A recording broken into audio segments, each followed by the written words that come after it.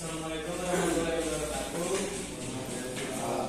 Kami dari kelompok 3 akan mempresentasikan tentang berobat menggunakan barang haram medis.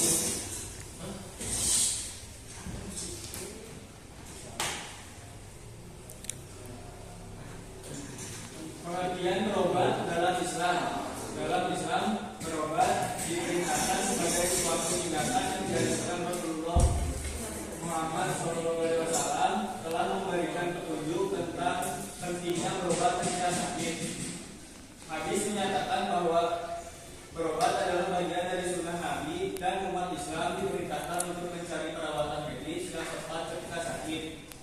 Namun dalam berobat, umat Islam diimbau untuk memilih pengobatan yang halal, yaitu pengobatan yang sesuai dengan prinsip-prinsip syariat Islam dan tidak melanggar hukum agama.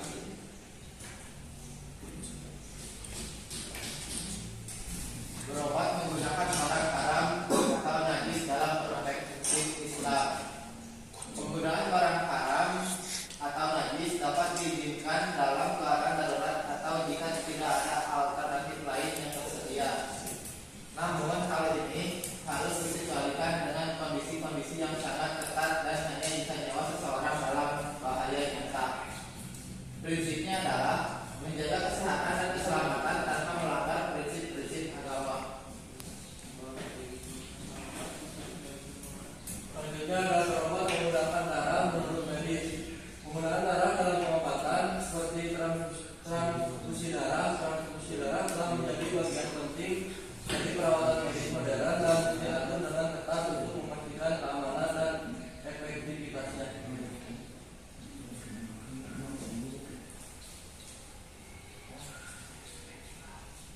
Bagaimana berobat dengan darah menurut para ulama?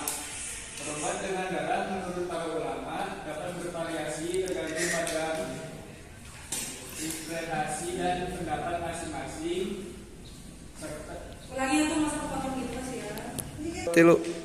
Beberapa ulama mungkin memandang penggunaan darah sebagai obat dengan hati-hati, sementara yang lain mungkin menyarankan penggunaannya dalam situasi tertentu dengan mempertimbangkan manfaat dan risiko secara cermat.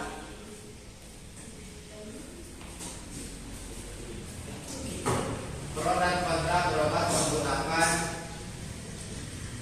darah. Potensi manfaat medis. Beberapa penelitian telah menunjukkan bahwa darah hewan tertentu termasuk ular mengandung senyawa yang memiliki potensi untuk pengobatan tertentu. Penggunaan darah dalam pengobatan mungkin memiliki sifat medis yang belum terungkap sepenuhnya. Keberatan moral dan keagamaan. Beberapa orang mungkin memiliki keberatan moral atau keagamaan terhadap penggunaan darah hewan dalam pengobatan, terutama jika hewan tersebut dianggap najis atau haram dalam keyakinan mereka. Darah yang dihalalkan untuk kita 2 jenis bangkai dan 2 jenis darah.